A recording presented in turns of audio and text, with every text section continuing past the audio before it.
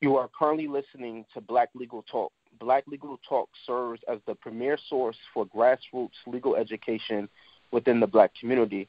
At Black Legal Talk, we discuss critical legal issues as it relates to Black people in the law, Black people's relationship with the law, how the law has been utilized against Black people, as well as avenues within the law where we can seek justice for our people. On the previous episode of Black Legal Talk, we had Ezinne, who has worked with the Civil Rights and Restorative Justice Program as a law student at Northeastern School of Law, where she discussed how Black people, the legal obstacles to Black people seeking justice within the aftermath of the Tulsa riots, in which Black people's homes were burnt down, desecrated, which in an area that was one of the most prosperous and financial independent Black communities. And she began to discuss different legal efforts for Black people to be compensated for the property damage that was done to their communities. And today, Ezinne is joined with us today, where she will be introducing our guests as well as today's program. Hi, greetings all. Today we have Sister Nisa Islam Muhammad, who is a senior staff writer for The Final Call, the largest independently owned Black publication in the U.S., and one of the few people who has had the privilege to interview Sister Assata Shakur. Nisa was able to interview her while she was on a trip to Cuba, and Nisa is a graduate of the University of Maryland, Baltimore County, as well as Howard University, where she studied journalism. She is also a member of the National Association of Black Journalists. Her work has appeared in Newsday, Aziza Magazine, among other publications, and she is also the founder of Black Marriage Day. Greetings, Nisa. Greetings to you. So I just want to talk a little bit about Sister Assata Shakur, give a little bit of her backstory, and then talk to you about your experience speaking with her and how that came to fruition.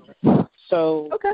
Most people are familiar with Assata Shakur and her case, but she is a Black revolutionary who, since 1984, has been in exile in Cuba. Assata is the first woman ever to be placed on the FBI's most wanted list. In 2013, this occurred in the post-9/11 era. Sister Assata was placed on the most wanted list for the 1973 murder of a white New Jersey state trooper. So in 1977, Assata was convicted of first-degree murder and sentenced to life in prison plus 30 years for the murder of the state trooper during a routine traffic stop on the New Jersey Turnpike. This is despite there being no supporting forensic evidence such as gunpowder residue to indicate that she would have been able to fire a weapon. Further, during the traffic stop, Sister Shakur was shot in the arms while she had her hands up in a surrender posture, and also shot in the back.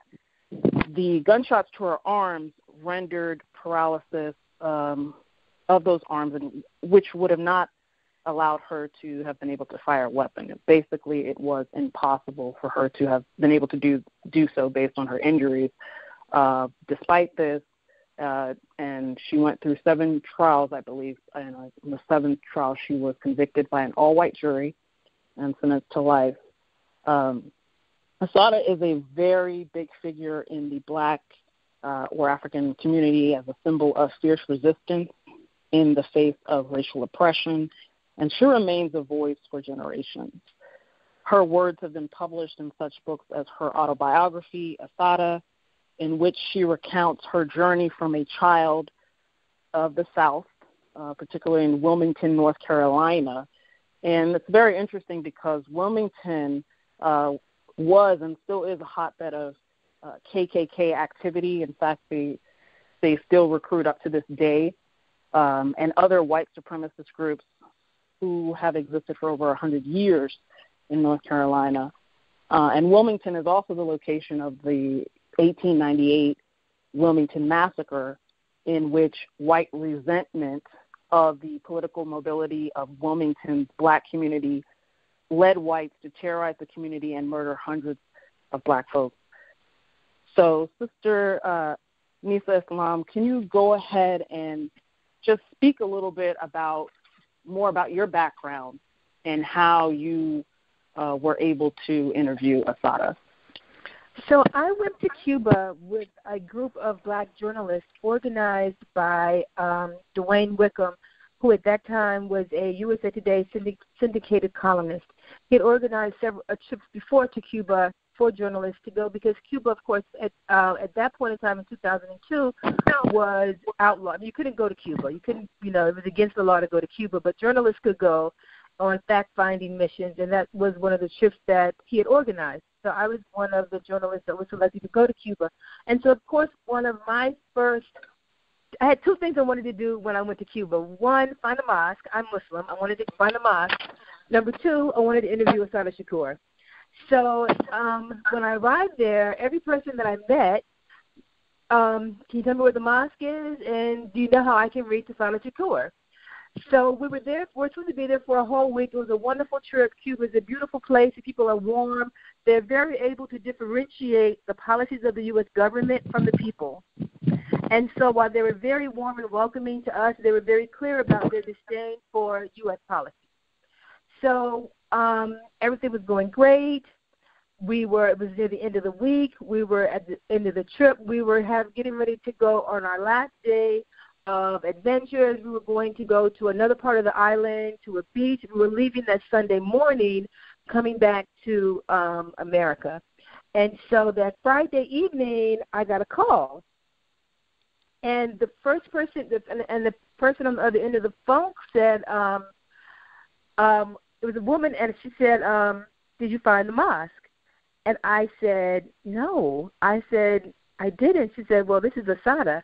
And I nearly dropped the phone. And I'm like, oh, my God. And I was like, thinking in my head, 1 out of 2 ain't bad. I didn't find the mosque, but I got Assata. I was like, oh, my God. I stumbled. I was like, I would love to interview. I said, I'm leaving on Sunday morning. I said, is there any way possible that I could interview you, tomorrow? Or for the final call newspaper, blah, blah, blah. She said, I know who you are. She said, I've done some research on you. She said, I have, some time tomorrow. We can meet tomorrow. So I was like, tell me the time, tell me the place. She said, meet me at the so-and-so hotel. And I was like, where is that? She said, just meet me there. You'll find it. I don't know where this hotel is. I don't have no clue. I was like, okay, tell me the time and the place. I will, in fact, be there. So I immediately called Dwayne Wickham, who was organizing the trip. I was like, you would not believe the call I just got. I just got a call from Assata Shakur. He didn't believe, nobody, he didn't believe, like, are you kidding me? I was like, yes. She called me, and she asked me, did I find the mosque? That's how come I knew it was her, because that was the question I was asking everyone. Do you know where the mosque is, and how can I reach Assata? I mean, I was asking, that's all I wanted to do in Cuba, find the mosque, find Assata. So he said, what are you going to do? I said, I'm going to interview her. She wants me to meet her at this hotel. And I said, I want to take a photographer with me so I can take pictures. So he said, okay, well, you're going to miss everything else because we're leaving early in the morning, going to the beach, and we're not coming back till the evening. So if you do this, you're going to miss everything else. I was like, I don't care about anything else. I will miss it. I just want to get this interview. So he said, okay. So he left one of the photographers back with me. So we said, okay. So the next day, that Saturday, we, it was our little espionage trip. We, walked around here, there, wherever, and we found this hotel, and we waited in the lobby. And she walked in, and it was like, oh, my God, it's really her. And so she, established her parameters. We could not take pictures, and I could not record the interview. And so I was like, okay, I'm used to old school. I'll take notes, and I will write very fast. And I, asked her my question. But number one, I came bearing gifts because I was just so thankful that, someone would give her my message, that I would, was interested in meeting with her and interested in talking. So that's kind of how it all took place. So that's a long answer to your first question. Wow, that's amazing. That sounds very amazing. So you interviewed her. Can you talk about, and I've read the interview, but just for our audience, just give us like some things that you discussed with her, and then also your experience in Cuba in general. So I'll answer the last part first, and then I'll get to the interview. So I love Cuba, but I've been to Cuba twice. So Cuba is an absolutely amazing, wonderful country. The people, like I said, are very warm and welcoming. I went to Cuba. I was sent to Cuba twice, representing the Final Call newspaper. First with this group of black journalists. The second time representing the Final Call to do a story on the medical school there, because the medical school in Cuba gives scholarships to black students to come and go to medical school for free. Now, it's an amazing exchange. If you want to go to medical school and don't want to graduate with a whole bunch of debt, you can go to medical school in Cuba for free. It sounds strange and true, but it's really true. It's really true. It's really true. So that was the story of Cuba. The people are very warm. Everyone in Cuba is educated. That's one of the things that's very impressive about Cuba. The education is free. So there's no one that is struggling to go to college, or no one is struggling to go to whatever school. Everyone can go to school for free, which is an amazing thing. So that really distinguishes their educational system from other places in the world.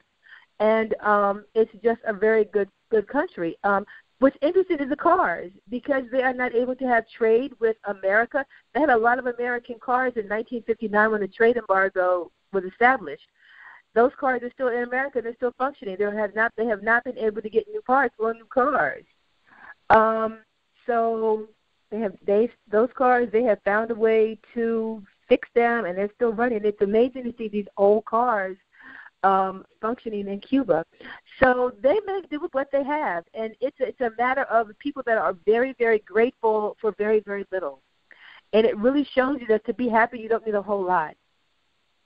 And that's one part of the amazing thing about Cuba. So that's the thing about Cuba. The entry that they said, I came bearing gifts, and what I wanted to know, some of the questions that I wanted to know about was just her life in Cuba, and what it was like to be able to, number one, get out and stay out, and to be able to establish a whole other life for yourself in a whole other country. And she was able to do that.